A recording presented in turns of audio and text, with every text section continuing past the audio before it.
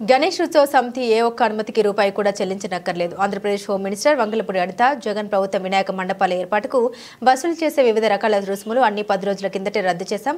మంత్రి వంగలపూడి అనిత కూటమి ప్రభుత్వం గణేష్ మండపాల ఏర్పాటుకు సింగిల్ విండో విధానం అమల్లోకి తీసుకొచ్చేటప్పుడు జగన్ సర్కారు హయాంలో నిర్ణయించిన రుసుములన్నీ అధికారులు ఇచ్చిన నోట్ ప్రకారం ప్రకటించాం.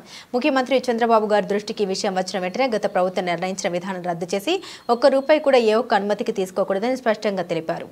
ఇది జీవో 2022లో అంటే వైఎస్ఆర్ సిపి గవర్నమెంట్ లో ఉండేటప్పుడు ఈ జియో ఇష్యూ చేశారు. అయితే విషయం ఏమైందంటే కరెక్ట్ గా 15 డేస్ బ్యాక్ 20 డేస్ బ్యాక్ మాకు అన్ని కలిపి ఒకే పోర్టల్లో అంటే సింగిల్ విండో విధానం తీసుకొచ్చి ఆ సింగిల్ విండో విధానంలోని ఇప్పుడు మన electrical department permission, R&B permission, పంచాయతీ municipality permission, police permission, electricity permission, ఈ 5 పర్మిషన్స్ డెఫినెట్ గా మనకి వినాయక మండపం పెట్టాలంటే ఉండాలి. ఇంతకు ముందు ఏం చేసేవారంటే ఒక్కొక్కరు ఒక్కొక్క దగ్గరికి వెళ్లి పర్మిషన్ తీసుకునేవారు. మేము అలా కాకుండా ఒక జాయింట్ ఇన్స్పెక్షన్ పెట్టి ఒక జాయింట్ సింగిల్ విండో విధానం పెట్టాం.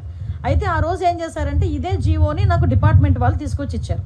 ఇస్తే నేను యాస్ట్రీస్గా ఈ జీవోలోని ఏదైతే ఉందో మేము దాన్ని చెప్పడం జరిగింది. అయితే ఈ విషయం తెలుసుకున్న వెంటనే గౌరవ సీఎం గారికి విజ్ఞప్తులు వచ్చినాయి. గౌరవ సీఎం గారు కూడా దీని విషయం మీద మమ్మల్ని అడిగిన వెంటనే సార్ ఇలా జరిగింది, ఇలా జీవో ఉంది అంటే ఇమ్మీడియట్ గా ఆపండి, ఎవరు కూడా రూపాయి కూడా కలెక్ట్ చేయొద్దు. ఎస్పెషల్లీ ప్రతి సౌండ్ సిస్టమ్ కి మనకి ఏదైనా మనం సౌండ్ సిస్టమ్ పెట్టామంటే దానికి పర్టికులర్ గా మైక్ కి పర్మిషన్ తీసుకోవడానికి 100 రూపాయలు తీసుకుంటారు డిపార్ట్మెంట్ వాళ్ళు కూడా. అది కూడా తీసుకోవద్దు వినాయక చవితులకి అని చెప్పి చాలా క్లియర్ గా 10 రోజుల క్రితమే ఈ విషయం చెప్పడం జరిగింది. ఎవరు దగ్గర ఎక్కడ కూడా ఎటువంటి ఫీజెస్ కూడా కలెక్ట్ చేయట్లేదు, ఎటువంటి చలనాలు కూడా కలెక్ట్ చేయట్లేదు. ఏదైతే వినాయక చవితి అదే విధంగా దుర్గా నవరాత్రి ఉత్సవాలు మన రాష్ట్రంలోనే కాదు మన దేశంలో చాలా ప్రెస్టేజియస్ గా చాలా భక్తి శ్రద్ధలతో చేసే భక్తులు ఎవరైతే ఉన్నారో వాళ్ళెవరు కూడా ఇబ్బంది పడకూడదనే 10 రోజుల క్రితమే గౌరవ సీఎం గారు అందరికీ కూడా ఇన్స్ట్రక్షన్స్ ఇవ్వడం జరిగింది. ఈ రోజుకి కూడా కనీసం మైక్ పర్మిషన్ కి కూడా మేము ఎవరం కూడా డబ్బులు తీసుకోవట్లేదు. ఇది క్లియర్. దీనికి నేను 20 రోజుల క్రితం మాట్లాడిన మాటలను తీసుకొచ్చి వైఎస్ఆర్సీపీ వాళ్ళు ఏమీ లేదు అన్నట్టుగా ఈ రోజు కావాలని దాన్ని ట్రోల్ చేసే పరిస్థితి చూస్తా ఉంటే వాళ్ళ తాలూకా తెలివి తక్కువతనం, అదే విధంగా